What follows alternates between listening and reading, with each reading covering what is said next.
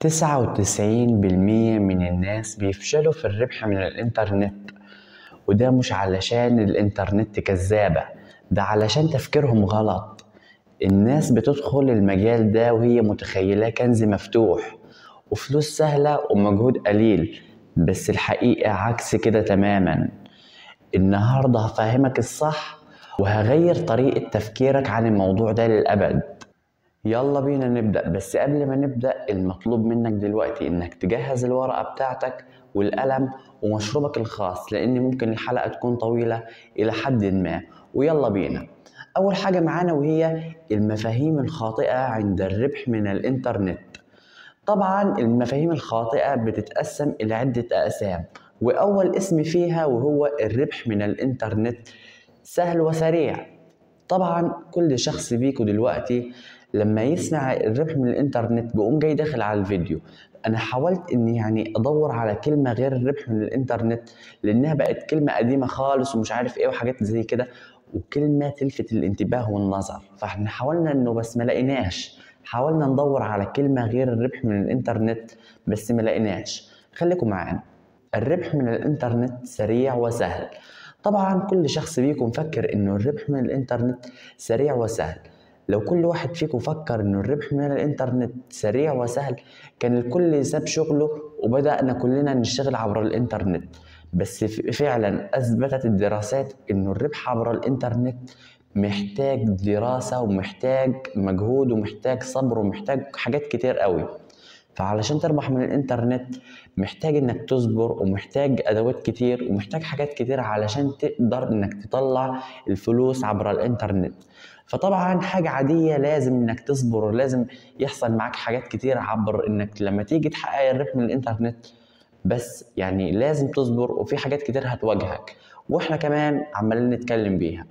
تاني حاجة معانا واللي هي تقدر تكسب فلوس من غير اي مهارات. طبعا الحقيقة مفيش حاجة اسمها تقدر تكسب فلوس من غير أي مهارات. لازم يكون عندك مهارة زي مهارة الكتابة، زي مهارة الاستماع، زي مهارة اللغات، زي مهارة الترجمة، زي مهارة الملفات تحويل. لازم يكون عندك مهارة. مفيش حاجة اسمها إني أبدأ بالربح من الإنترنت من غير مهارة. كل اللي تدخل عليهم مثلا أو تدخل على الفيديوهات ويقول لك أنت هتقدر تربح من الإنترنت بس باللعبة، بس مثلا من تطبيق المشي، من سويت كوين، من حاجات. لا، مفيش الكلام ده. علشان تربح من الانترنت محتاج تكون عندك مهارة، وطبعا المهارة ديت احنا هنتكلم بيها بس لقدام مش دلوقتي، فخليكم معانا. تالت حاجة معانا كل الناجحين بدأوا من الصفر. لما تسمع كل الناجحين بدأوا من الصفر انت هتتخض كده وتقول هو كل الناجحين بدأوا من الصفر؟ طب وانا ازاي ما ابدأش من الصفر؟ انا مثلا طالب ورحت على الجامعة بتاعتي لقيت كل الاشخاص راكبين سيارات فخمة ومش عارف ايه، بس يعني انا قلت انا ليه ما اقدرش اكون زيهم؟ طبعا يعني هديها لك على بلاطة انه كل اللي بيقول لك احنا بدأنا من الصفر كذابين. مفيش حد بدأ من الصفر، مفيش اي حد بدأ من الصفر ونجح. كل اللي بدأوا من الصفر دول كذابين. رد عليا، كل اللي بدأوا من الصفر دول كذابين. لا بيكون ورث ورثوه عن اجدادهم مش عارف ايه، لا بيكون حاجة اتباعت ومسكوا فلوسها بايديها وبدأوا يستثمروا بفلوسها، لا بيكونوا استثمروا في حاجة قبل كده.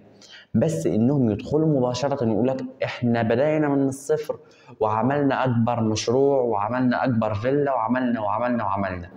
رد عليا واكتب لي في التعليقات لو انت فعلا مصدق الناس اللي بتقول لك احنا ربحنا وبدأنا من الصفر وربحنا ولا لا. وهو خد نصيحتي، مفيش حد بدأ من الصفر، مفيش اي حد بدأ من الصفر.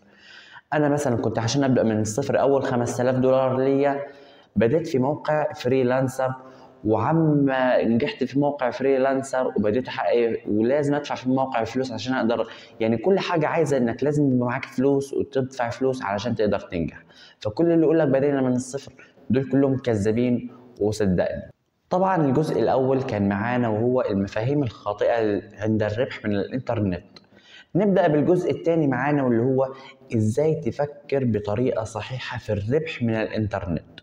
طبعا هيتبني على عدة نقاط. التفكير الصحيح علشان تربح من الانترنت هيتبني عندنا على عدة نقاط. خليكم معانا عشان تعرفوا ايه هي النقاط. ونبدأ بأول نقطة معانا واللي هي ابني أصل رقمي. طبعا احنا زي ما قلنا مفيش حد نجح من ولا شيء، لازم يكون عندك شيء علشان تقدر تقدمه علشان تاخد أشياء. فهمتوني؟ أكيد محدش فهم والشيء شيء دول. أنت هتقولي أنت بتقول إيه؟ لأ، لازم يكون عندك حاجة تبيعها علشان تقدر تاخد فلوسها، فلوس الحاجة ديت اللي انت بعتها، وفلوس الحاجة ديت تشتري بيها حاجات، والحاجات ديت وكده تبدأ يعني بالاستثمار، وتبدأ بجني الأموال والأرباح والحاجات دي كده. فلازم يكون عندك أصل رقمي. الأصل الرقم ده لازم يكون عندك مثلا منتج تبيعه علشان تقدر تستثمر منه فلوس وتاخد منه حاجات كتير. أما لو اتبعت طريقة أنا بديت من الصفر، أنا لقد بديت من الصفر، لقد بدأت من الصفر وحققت أكبر إنشاء وأكبر عمارة. طبعا احنا كنا نسلط على اللي بتاع ديت اسمها إيه؟ مفيش حد بدأ من الصفر، كلنا يعني لسه احنا دلوقتي صفار على بلاطة يعني، بس مفيش حد بدأ من الصفر.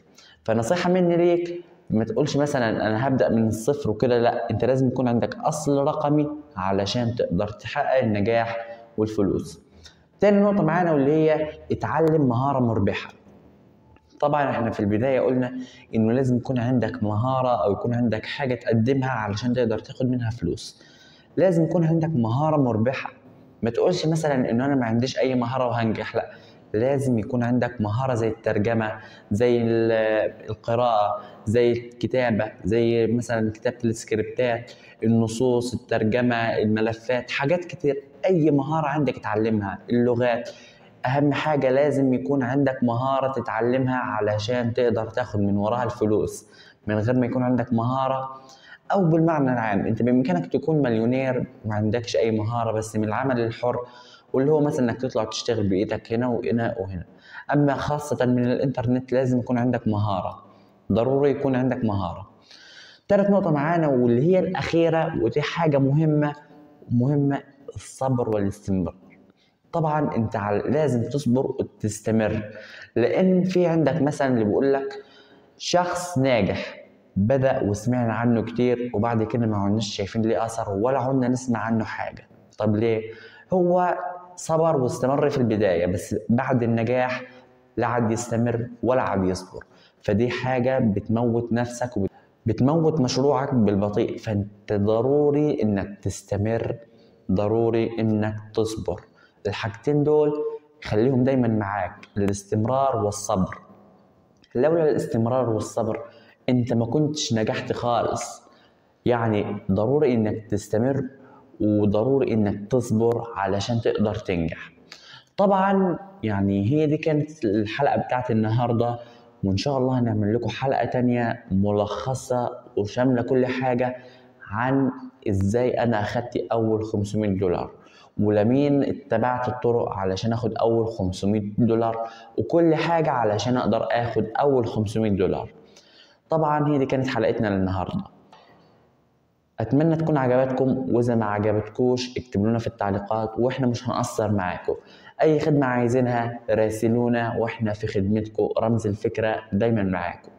طبعا ما تنساش تنضم الينا علشان تكتشف فكرة، علشان تكون جزء من عائلة رمز الفكرة. هي دي كانت حلقتنا النهاردة. اتمنى تشتركوا بالقناة وتفعلوا زر الجرس علشان يوصلكم كل جديد. شكرا لكم. كان معكم ابراهيم شفيق. يتمنى لكم التوفيق والنجاح، هي لازم النجاح والتوفيق. يتمنى لكم النجاح والتوفيق. شكرا لكم. باي باي.